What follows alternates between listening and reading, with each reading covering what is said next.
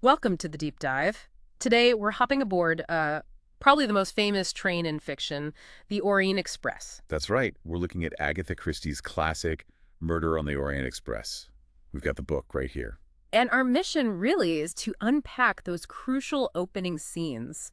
Yeah. The atmosphere, who's actually on this train, and all those little clues Christie plants before the murder even happens. Exactly. It's like getting a head start on the puzzle. So imagine this. It's deep winter, snow everywhere, and this super luxurious train gets stuck in the Balkans, of all places. Okay, right there, we meet Hercule Poirot, famous detective, supposedly on holiday. Supposedly, but, well, trouble tends to find Poirot, doesn't it? His holidays are never just holidays. Never simple. So, yeah, we're focusing on that initial setup, the passengers, the vibe, the little hints. Let's kick things off with Poirot himself. His first interactions are quite revealing. They really are. Take that encounter with Lieutenant Dubosc. It's brief, but wow, it tells you a lot. What does Dubosc say again? Something about saving. You have saved us, mon cher. You have saved the honor of the French army. You have averted much bloodshed. I mean, that's not just small talk. No way. It immediately tells you Poirot isn't just some private eye. He operates on a much bigger stage, international impact. And it cuts both ways, too. Poirot reminds Dubosc, but indeed, do I not remember that once you saved my life? Ah, right. So there's history there, mutual respect, maybe shared dangers in the past. It paints a picture of someone pretty well connected. Definitely. And then even just getting on the train is interesting. How so? Oh, you mean the whole booking issue? Exactly. Poirot wants a regular compartment, maybe trying to lie low. Ugh. But M'Bouk, the director of the train line, tells him it's packed, completely full. So he ends up in second class initially. Well, sort of. He gets a berth meant for someone else. A German lady's maid is already there. Yeah. It just highlights how unusually crowded this specific trip is. Makes you wonder, why is it so full? Good point. And it doesn't stop there, right? He has to share. He does. He ends up sharing with this young American, Mr. Harris, who, spoiler alert, turns out to be McQueen. Right. And the conductor is all apologies about it. Super apologetic. Again, hammering home the point. This train is strangely packed. Everyone's practically on top of each other. Which, for a murder mystery set on a train, is kind of perfect, isn't it? That enforced closeness. Absolutely perfect. No escaping. Every little glance, every whispered word gets magnified. Okay, so let's move into the dining car. This is where we first see the whole cast together, more or less. And M'Bouch has that nice little observation about it. Yeah, he talks about how a train creates this temporary little world, strangers thrown together, sharing the space for a bit, then scattering. Kind of poignant, considering what's about to happen. This little temporary community is about to be blown apart. And Poirot, of course, he's immediately switched on. He's studying everyone. 13 people in that car. He starts cataloging them, doesn't he? By nationality, by appearance. Totally. He clocks an Italian, an Englishman, an American salesman type. This older American lady. Then Mrs. Hubbard. Mrs. Hubbard, yeah. And that other woman he calls sheep-faced. Yeah. And a couple. He notes the man's clothes are English, but he doesn't think the man himself is. Something about his build, the mustache. Classic Poirot observation, those little details Christie throws in. You just know they might matter later. Exactly. Yep. And speaking of Mrs. Hubbard, her first notable action is complaining, right? Aha, yes. About the cost of extras. The tip, the mineral water not being the right brand. It seems like such a minor thing, maybe just establishing her as a bit fussy. But with Christie, you always wonder, does it signify something more? Maybe she's worried about money. Or just likes things just so. It sketches her character quickly. It really does. It's clever how these tiny details add up. You might just dismiss it, but later. Who knows? We also see a couple pairing off. Mary Debenham and Colonel Arbuthnot, they leave together. Yep. Doesn't necessarily mean anything. But on a train like this, where Poirot's watching everything, it stands out. Are they together? Did they just meet? Adds another thread to the tapestry Christie's weaving. And then Poirot overhears something, doesn't he? Something between them. Oh, yes. This is juicy. Arbuthnot starts to say something, calls her Mary. And she cuts him right off. Not now. Not now. When it's all over. When it's behind us, then... Whoa. Poirot notices how different that sounds from her usual cool, collected vibe. It definitely suggests a secret. Something intense they're both waiting to get past. What is it? You immediately want to know. Totally shifts how you see them. They're not just random passengers anymore. And then the train gets stuck in the snow, and we see another interesting reaction, again from Mary Debenham. Right. She gets really quite agitated about the delay. Surprisingly so. Yeah. She talks about needing to make her connection, the Simplon Orient Express. Seems overly concerned about a snow delay, you know? Yeah, it feels like more than just inconvenience. Like that connection is vitally important for some reason. Fuels Poirot's interest, for sure. Mm. Makes you think, is her urgency connected to that when it's all over thing? What's waiting for her? Yeah, okay. So before things really kick off, Poirot has that run-in, or rather that strong impression of Ratchet. Oh, yeah. In the restaurant car. It's not just dislike, it's deeper. What does he say? Compares him to an animal. A wild animal, yeah. Hmm. Savage, lurking under a respectable surface. He feels this danger, this evil radiating from him. But Bouche just dismisses it, right? Thinks Poirot's being imaginative. Exactly. Which makes Poirot's gut feeling even more significant for us, the readers, because we know what's coming. It flags Ratchet immediately. Yeah. This guy is bad news. Definitely. And then there's a bit more train logistics shuffling caused by the snow. Right, the luggage situation. At Belgrade, Poirot's bags get moved to Bouche's compartment in a different coach, the Athens one. So Poirot ends up basically stuck in the main coach, the Istanbul-Calais one. Stuck right where the action's going to happen. It isolates him with Ratchet, McQueen, Debenham, all the key players.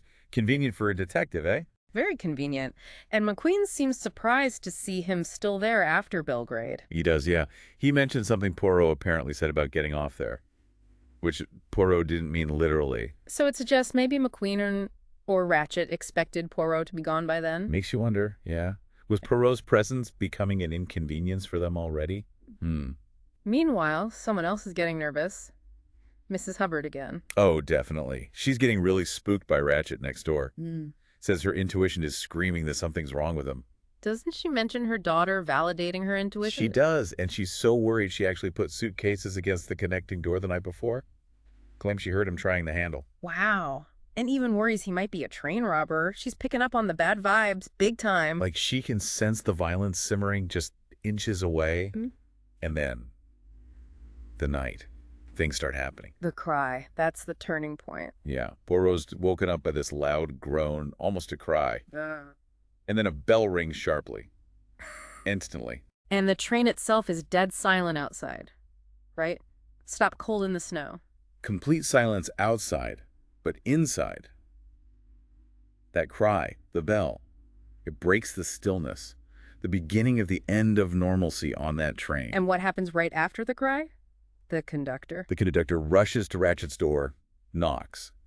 But before he gets an answer, another bell rings somewhere else. Right, distracting him. And just then, a voice from inside Ratchet's compartment says in French, "It's nothing. I made a mistake." Basically, false alarm. So the conductor moves on. Seems to accept it, yeah. Goes off to answer the other bell. Poirot settles back down, but you know his mind is racing. He can't quite shake it off. And he keeps hearing things, doesn't he? It's not over. No, he hears movement from Ratchet's room after the cry. Like someone moving about, maybe washing up, then later another bell ringing and ringing. Like someone's really impatient. Just keeps building the tension, the sense that something significant went down. Exactly. It wasn't just a bad dream Ratchet had. And then the morning comes. And M'Bouk arrives with the news. The bombshell. Ratchet, the American, found dead. Stabbed. In his berth. And just like that, the whole atmosphere shifts. It's not just a snow delay anymore. It's a murder scene. Fear, suspicion. Mm. Everything changes. Now let's get into the initial findings at the scene. Dr. Constantine's first look at the body. What does he find? It's pretty brutal. 12 stab wounds. 12. Wow. And they're all different. Some shallow, some really deep and forceful. It looks chaotic, frenzied maybe. Suggests a lot of rage, or maybe more than one attacker. Both are possible. Constantine notes the randomness. The chef de train even pipes up, suggesting maybe a woman did it, in a fit of passion or rage. Interesting. And then Poirot drops his own bombshell. Right. He reveals Ratchet had actually tried to hire him the day before. Said he was in danger. Which immediately makes Boot think, What? gangsters? Yeah, Booch jumped straight to gangster hit. Seems logical, given Ratchet felt threatened. But Poirot's not entirely convinced it's that simple, is he? No, he points out that some of the wounds seem almost clumsy.